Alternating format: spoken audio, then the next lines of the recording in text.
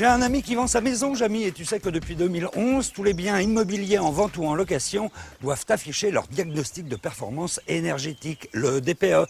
C'est d'ailleurs cette information qui indique la performance énergétique du bâtiment, ce qui peut être un atout lors de la transaction. Le problème, c'est qu'ici, la maison est en classe E, ce qui signifie que sa consommation d'énergie annuelle est plutôt élevée. Ce classement énergétique dépend en grande partie de l'isolation du bâtiment. Avec une bonne isolation, on peut économiser jusqu'à 60% sur sa consommation d'énergie. Plutôt intéressant pour valoriser son bien.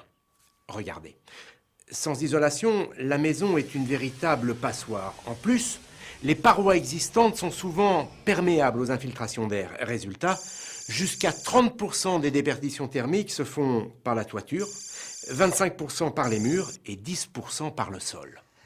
C'est pour cela qu'il est conseillé d'isoler en priorité le toit, puis ensuite l'ensemble de la maison. À ce sujet, il vaut mieux isoler progressivement toutes les parois plutôt que de surisoler une seule paroi, car la chaleur finira quand même par s'échapper par les endroits non isolés. Ah oui, et puis une dernière chose, il est conseillé d'utiliser un isolant étanche à l'air, tout simplement pour corriger les défauts d'infiltration. Parmi les isolants résistants à l'air, on distingue 4 grandes catégories.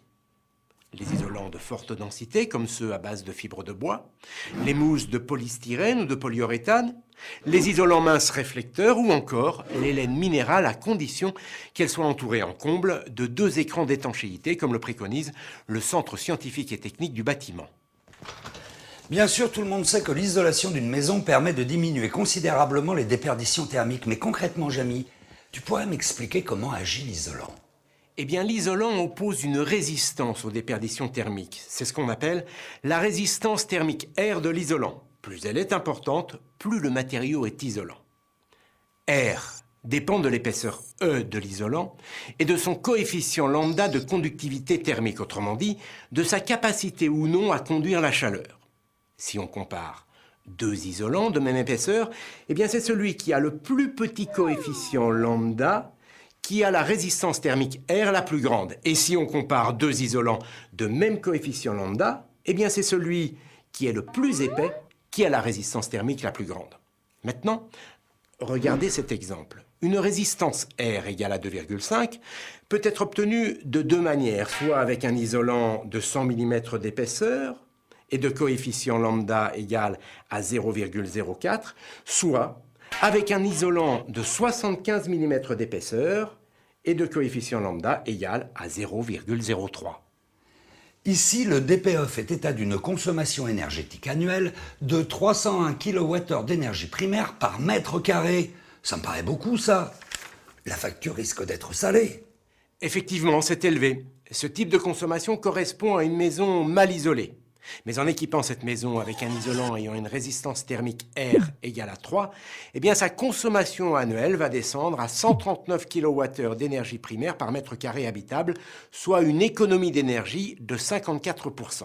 D'accord, Jamy, mais dans ce cas, autant choisir un isolant avec une valeur de résistance thermique encore plus élevée. Par exemple, avec un R égal à 6. Eh bien, ce n'est pas si simple. En effet, avec un isolant ayant une résistance thermique égale à 6, la consommation énergétique annuelle est de 133 kWh d'énergie primaire par mètre carré habitable. Donc, l'économie d'énergie passe seulement de 54 à 56%. Ah d'accord, du coup un isolant avec un R égal à 6 ne permet pas de faire 2 fois plus d'économie qu'un isolant avec un R égal à 3.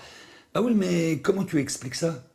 En fait, contrairement à ce que l'on pense, les économies d'énergie ne sont pas proportionnelles à l'augmentation de la résistance thermique. Regardez, grâce à la méthode d'évaluation officielle du DPE, on peut tracer la courbe des économies d'énergie en fonction de la valeur de résistance thermique R d'un isolant. On constate alors que les économies d'énergie plafonnent autour d'un R égal à 3.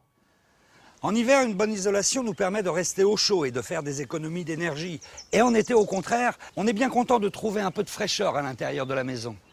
C'est pour cette raison qu'il faut choisir un isolant qui non seulement empêche la chaleur de s'échapper pendant l'hiver, mais qui l'été l'empêche de pénétrer dans la maison, ce qui évite de recourir à la climatisation qui, vous le savez, est très énergivore.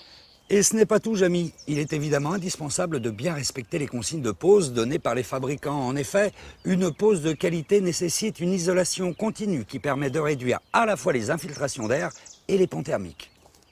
En résumé, pour bien isoler, il faut ne pas surisoler, isoler progressivement toutes les parois, la toiture en priorité, utiliser un isolant étanche à l'air et respecter les prescriptions de pose pour assurer une bonne qualité de mise en œuvre.